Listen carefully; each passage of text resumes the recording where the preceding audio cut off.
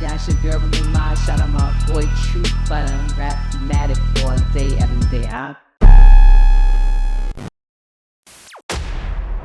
What's up, everybody? It's your boy Bullets Gotti. We back on RapMatic. I got super producer SwiftOnDemand in the building. Man, What's good, bro? What's the word, man? Ain't Can't nothing. forget the super. Definitely can't forget the super. Gotta emphasize on that. But what's the word, bro? How you feeling? Ain't nothing, chilling. Swift, man, let the people know how you started in the game, man. How you came in.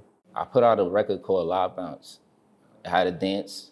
I step up in the spot. They like, who that? Hit Much Money dance, then I two-step.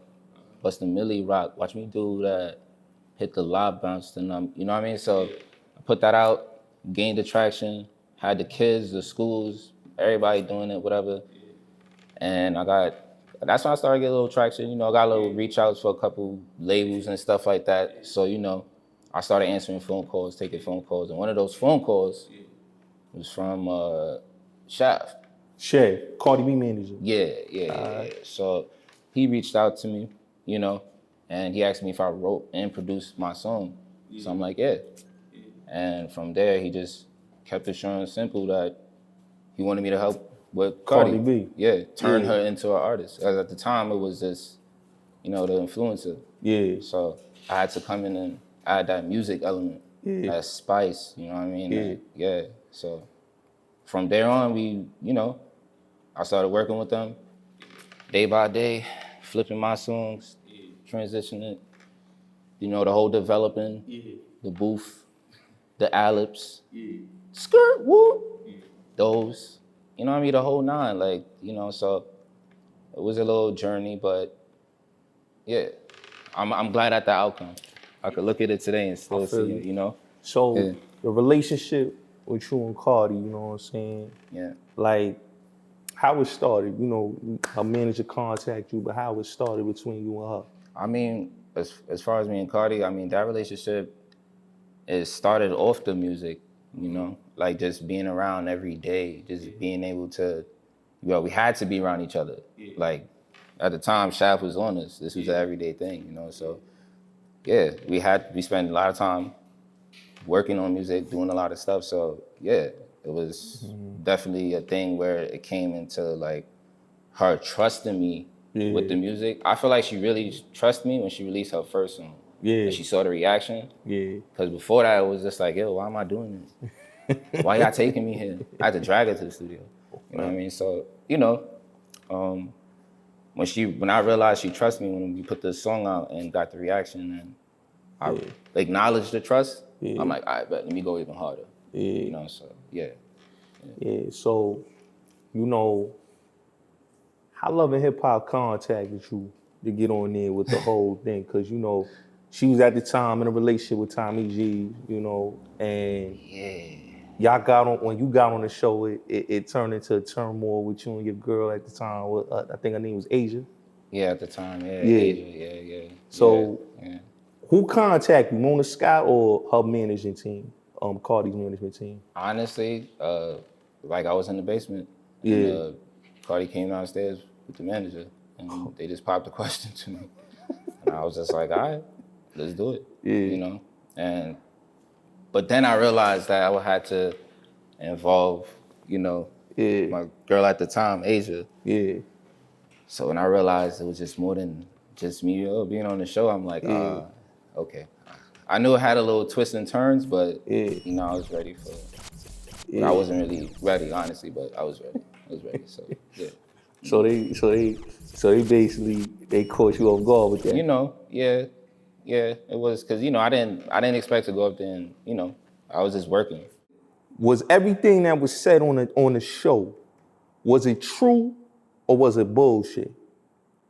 Everything that was said as far as in like what was visually saw with your girl Asia and the beef with Cardi.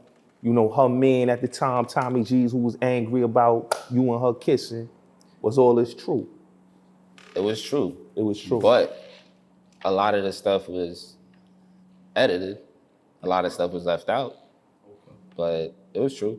You know, a lot of the stuff is edited, you know, it happens.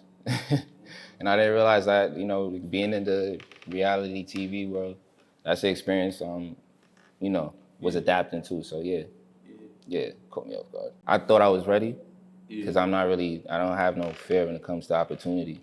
You know what I mean? That was more so what I looked at it as like, okay, I could get on the show and show them that I know how to make beats and I'm fire and I could do this and that, and, you know, so I felt like I went up there and perceived my message pretty well, even though it came with a little bullshit, but, you know, to be completely honest, to me and the agent situation was done around that time, real lifetime. Okay, so really what they was doing on the show was they was just putting some bullshit in it. They was just adding their own little spice. Oh, so it was already done when y'all was on the show? Not per se. Yeah. But, you know how reality TV is. So yeah, you could say that. Oh, so it was a whole lot of just guessing. Wasn't no facts to it. You know, not to say it wasn't no facts at a specific time stamp, you know, but around that time, it was just what you saw. Yeah. Basically, you know. Yeah. So how did Self get in the picture? Self, I'm gonna keep it 1,000. When I first came in the picture, I don't know, Self wasn't around when I first came in the picture. Nah. When I first came in, he was around on the party promoting side. I mean, doing exactly what he do, you know. You know, doing what he do as a Self. But as far as like the musical side of stuff that I can remember, nah. Cultivating Cardi, you know, helping her out with her style, helping her out with the music and all that. This is her coming out the strip club, taking music serious. How was the relationship with you and the manager Shaft and all that? Like during that time? During that time, the relationship was good. It was good? It was great. It was nothing wrong, you know. It was good. It was going, everything was straight. Yeah. Everybody was doing what they're supposed to do, you know, so around that time it was what it was, but that's just until, you know, you start getting smarter, you start learning stuff. Yeah. Mariah Lynn. Right. What was the issue with her, man? Yo, that's crazy. Nah, I have to just clear this real quick. Yeah. It wasn't no issue. Oh. I never I don't know where the issue went. Honestly, I know the issue came up, and I'm gonna be honest, when her and how has somebody got into a fight? Who you talking about? K Goddess? Damn, who's him?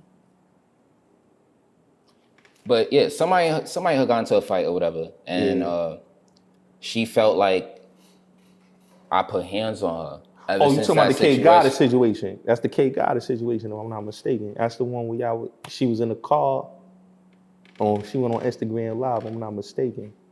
But you know what? Yeah. I know it stemmed from that though. You feel me? Like I know it stemmed from that. You feel me? It was just like, I know she felt like, I don't know why she felt like that, but you know, after the fight, she probably, just because of the side I was on, she probably felt like, yo, you did X, Y, and Z. But honestly, it was just a fair fight. She lost, and so it is what it is. So it was just, it was just one of those situations. Yeah, I understand. So with Cardi, right? Y'all rocking and rolling. When did the relationship really start between you and her? Like the boyfriend and girlfriend shit, you know what I mean? I would say it wasn't even like a boyfriend and girlfriend. What, it was a friends and benefits? You know what I mean? I keep it all the way honest, But that was a little bit after me and Asia was done. You know what I mean? After this clip, You know, so, and it wasn't even nothing like, it was honestly just because we was around each other every day. You know what I mean? I had to be, I'm literally trying to go in the studio, this, that point. That, you know, I just wasn't just a producer, you know what I mean? So it's a lot more to that,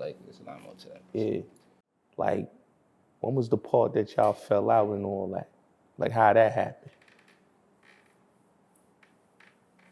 To be honest, I felt like the separation came in when, it had a lot to do with the management too. Shaft. Yeah. Speak about it. Speak about it. Cause I felt like he felt like because Cardi would probably listen to me, you know, on specific situations, decisions and stuff like that. You know, he probably after a while, he looking at it like, yo, who this nigga? Like, I bought you in and you got her, you know, so Yeah. I don't know if that's how he was looking at it, but that's what I'm getting, you know, but I felt like it was a point in time he didn't want us communicating, you know. Oh, he was mad. He was hating. However you want to call it, yeah. Yeah, he was hating. Yeah, that's that hating shit, I ain't gonna front. Yeah, so he was mad about how y'all rapport was. Yeah. And he had an issue with that because that has to be the only answer. Because if it wasn't, we probably would be communicating right now. Yeah. It's honest to God. So that's really what he did. But you had the winning sound. You was the one helping her. I couldn't understand it. You put her on, really. You had the winning formula before Party got in the picture. You had the winning formula. You know what's crazy about that? Yeah. When I first got in the picture, Party was in the picture. Party was in the picture. I knew of him. Okay. He was in the picture, but okay. When they discovered what I was able to do at that time and it was working, I felt like they kind of pushed that whole situation to the side. Wow. Low key. But after I left, Party's back. Yeah. You feel me? So, yeah. I kind of, so much to it. So much to it. So Swift, you was there when she did Bodak Yellow? So with that song, I was there when the concept was thought of. Okay. But after I got out the picture, I heard the song release, and I see it's a whole different concept. Oh, okay. You know, so, I did everything up until Bodak. You know, so, yeah. So, you took her, I'm gonna keep it real, you took her from the strip club and put her in the industry. You put her in the music industry, you put her on, right? You gave her a sound. Nah, I keep it 1,000. I definitely did, and that sound right there is not. It's very unique. You know what I mean? So. Come on, talk your shit, my nigga. Nah, man, listen, man. Nah, hold on. Let me say it though. I gotta really talk this shit because it's that ass facts. The sound, I definitely implanted that. It had seeds, water, grow, flourish. Yo, it took time. Like we had to really practice and shit. Like you feel me? Like I told you in the booth earlier, like with the ad-libs and how she's delivering, because the accent is strong. You know what I mean? So there's a lot of things we had to do that, and it's like working with any artist starting from ground up. Because at that time, she was just heavy on the influence. Social media, everybody knew her for that. So yeah. Right. And that's why artists develop now. Because that's what I realized I know how to do. Yeah, so, facts. Yeah. So, Swift, you got the smash, my nigga? You got the smash, my nigga? Oh, shit.